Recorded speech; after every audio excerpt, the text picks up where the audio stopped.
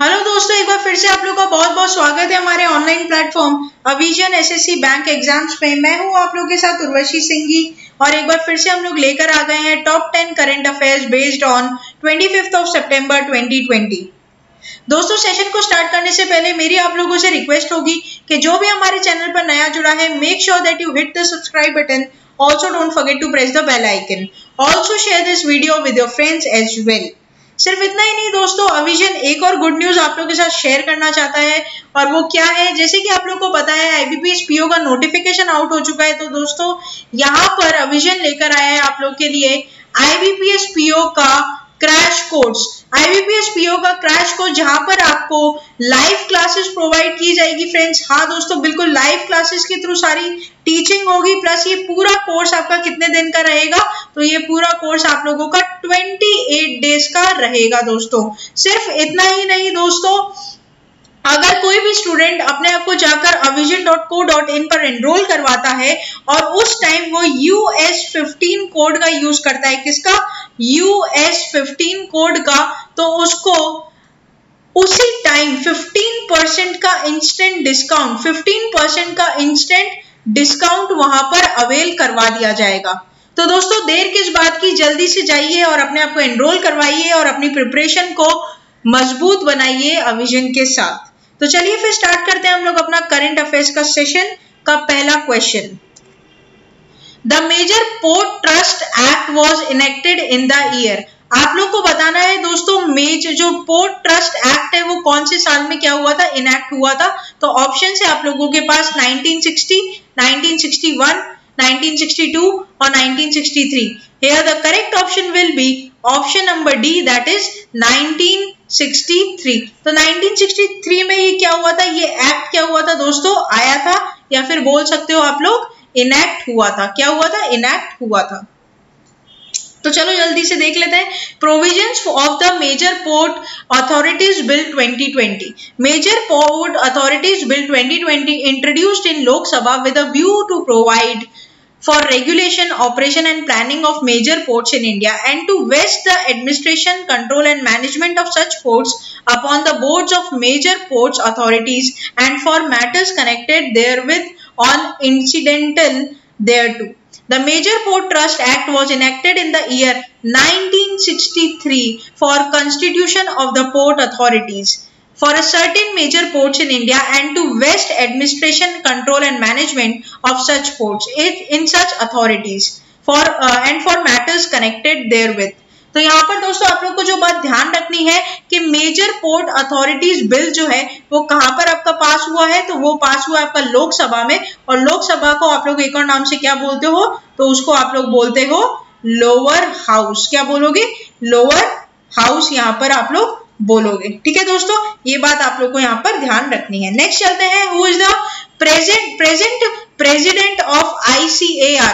ICAR के present president का आपको नाम बताना है और यहाँ पे ऑप्शन है आप लोगों के पास त्रिलोचन मोहपात्रा, नरेंद्र सिंह तोमर, आदेश Srivastava, Mahesh Kumar Jain. Here the correct option will be option number B, that is Narendra Singh Tomar. ठीक है, नरेंद्र सिंह तोमर यहाँ पर करेक्ट ऑप्शन हो जाएगा।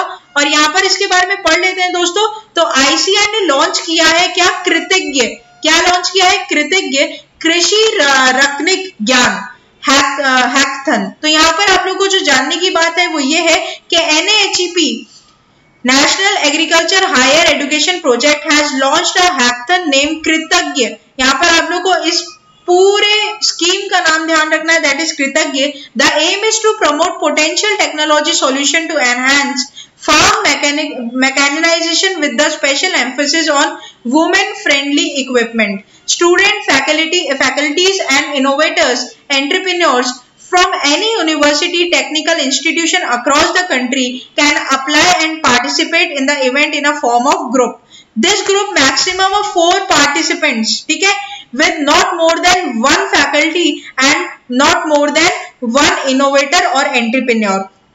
The participating students can collaborate with local startups, students from technology institutes. They can win 5 lakh, 3 lakh and 1 lakh as a first, second और third prize।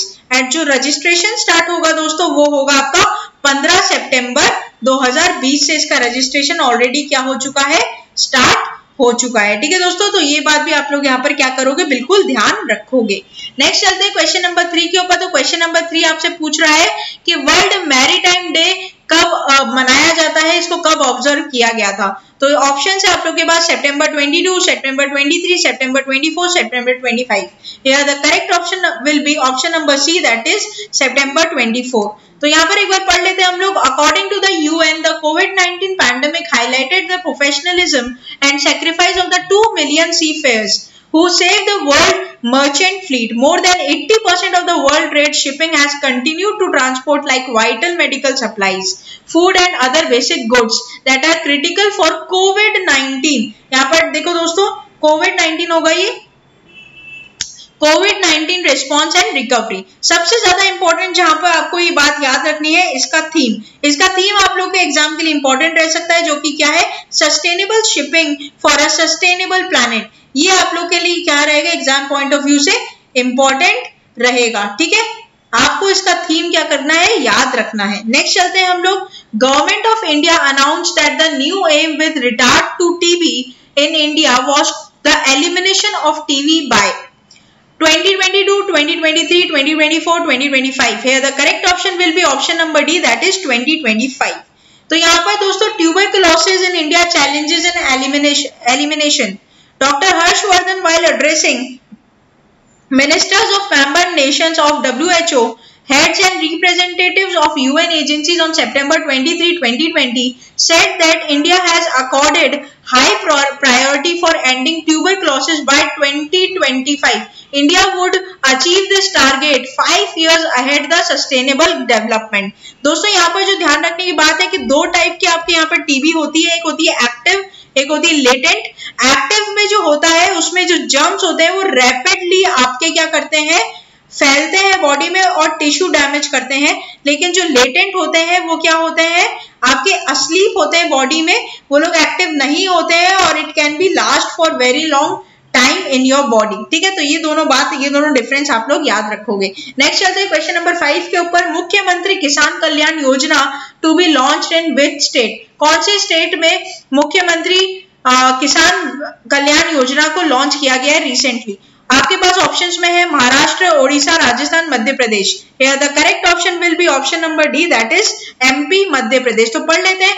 Madhya Pradesh government has announced मुख्यमंत्री किसान कल्याण योजना on the lines of प्रधानमंत्री किसान सम्मान निधि। यहाँ पर इस scheme के अंदर दोस्तों बेसिकली आप लोग को जो जानना है, बेनिफिशियरीज को 6,000 रुपए per annum will getting the additional financial assistance of 4,000। मतलब बेसिकली आपको यहाँ पर 6,000 रुपए तो दिए ही जाएंगे, प्लस अगर किसी को ज्यादा नीड है तो उसको 4K रुपीज और दिया जाएगा, और कुल मिलाकर यहाँ पर 10,000 रुपए का पूरा एनुअली आपका क्या होगा, आपका यहाँ पर पूरा एनुअली फाइनेंशियल असिस्टेंस उसको मिलेगा। ठीक है, आपको ये बात यहाँ पर ध्यान रखनी है। This is going to be very very important from exam point of view. Next चलते हैं हम लोग क्वेश्चन नंबर 6 के ऊपर, जो कि ऑर्बिचुरी रहेगी दोस्तों। Bhupesh Pandya belongs to which field. Sports, journalism, actor, producer. Here the correct option will be option number C, that is actor. तो यहाँ पर बोल रहा है कि Bollywood actor Bhupesh Pandya passes away. तो बेसिकली दोस्तों इनको बीमारी थी किसकी, ये बहुत टाइम से यहाँ पर अपना कैंसर से जूझ रहे थे। ठीक है दोस्तों, यहाँ पर इनको जो प्रॉब्लम थी वो किसकी थी, तो यहाँ पर इनको प्रॉब्लम थी कैंसर की। ठीक है, ये बात आप लोग को ध्यान रखनी है। और रिसेंटली कैंसर से जूझते समय अब इनकी क्या हो चुकी है, देहांत हो चुका है। और उन्होंने काफी अच्छी अच्छी फिल्म्स में काम किया है, जैसे विकी डोनर, परमाणु, हजारों ख्वाहिशें ऐसी, दिल्ली क्राइम, और लास्टली इनका क्या हो गया, निधन हो गया दोस्तों। और ये ट्रीटमेंट चल रही थी इनकी अहमदाबाद हॉस्पिटल में और नेशनल स्कूल ऑफ ड्रामा। ठीक है, इसने अभी ट्वीट कर कर इनकी डिमाइस की खबर दी है। और मैं आप लोगों को बता दूं दोस्तों, एनएसडी के जो आपके हेड अपॉइंट हुए थे वो रिसेंटली अपने करंट अफेयर्स में था, परेश रावल को किया गया है। ठीक है, ये बात आप लोग को ध्यान रखना है, परेश रावल जी को यहाँ पर हेड नियुक्त किया गया है by the president that is Ramnath Kovind. ठीक है, ये बात भी आप लोग क्या करोगे, ध्यान रखोगे। नेक्स्ट चलते हैं क्वेश्चन नंबर 7 के ऊपर। Punjab and Maharashtra cooperative PMC bank headquartered in new Delhi, Mumbai, Kolkata, Hyderabad. Here the correct option will be option number B, that is Mumbai. Mumbai will be the correct answer. तो यहाँ पर दोस्तों एक अपॉइंटमेंट है जो कि काफी ज्यादा इंपॉर्टेंट रह सकती है. RBI appoint A.K. Das as new administrative of PMC bank. A.K. Das जो थे वो एक्स जनरल मैनेजर थे कहाँ के, यूनियन बैंक ऑफ इंडिया के, और अब उनको बना गया है new administrator of PMC bank. ठीक है, जो इन्होंने जिनको रिप्लेस किया है उनका नाम क्या है, JB Bhoria.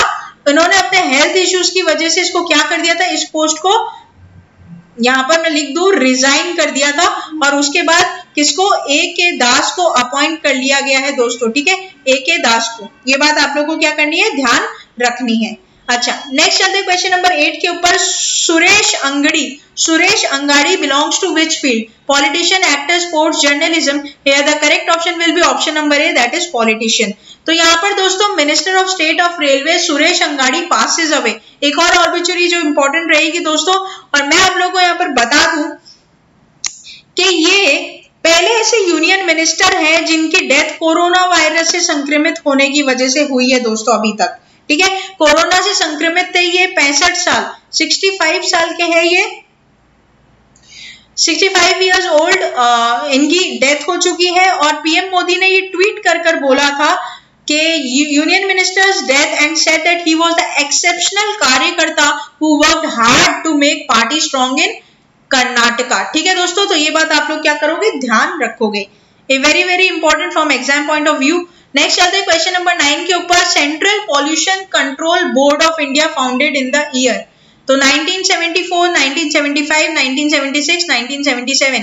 Here the correct option will be option number A, that is 1974. अब बात कर लेते हैं इसकी. तो दोस्तों central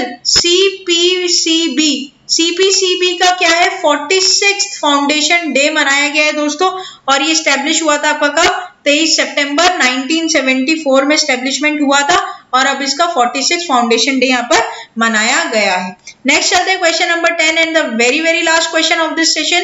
which bank recently launch contactless debit card transaction facility, HDFC bank, ICICI bank, IDFC bank और SBI bank. Here the correct option will be option number C, that is IDFC bank. ठीक है दोस्तों, तो पढ़ लेते हैं इसके बारे में. IDFC bank is to set up or to launch SafePay, a digital facility that allows contactless debit card payment simply waving one smartphone against NFC, that is near field communication enabled POS machine. POS machine का full form हो जाएगा आपका point on sale machine. ठीक है, SafePay embeds near field communication technology in the IDFC first mobile app to enable secure payments using debit card issued by the bank. तो दोस्तों ये थे आप लोगों के top 10 current affairs based on 25th of September 2020. आशा करते हैं कि सेशन आप लोगों को अच्छा लगा होगा. सेशन अच्छा लगा है तो लाइक करना मत भूलिएगा, चैनल को तुरंत सब्सक्राइब कर लीजिए और अपने दोस्तों के साथ वीडियो को शेयर कर दीजिए, ताकि जितने भी एग्जाम एस्पिरेंट्स हैं उनको आगे आने वाले वीडियोस का फायदा हो सके दोस्तों. तब तक के लिए बने रहिए हमारे साथ. Thank you so much and have a nice day.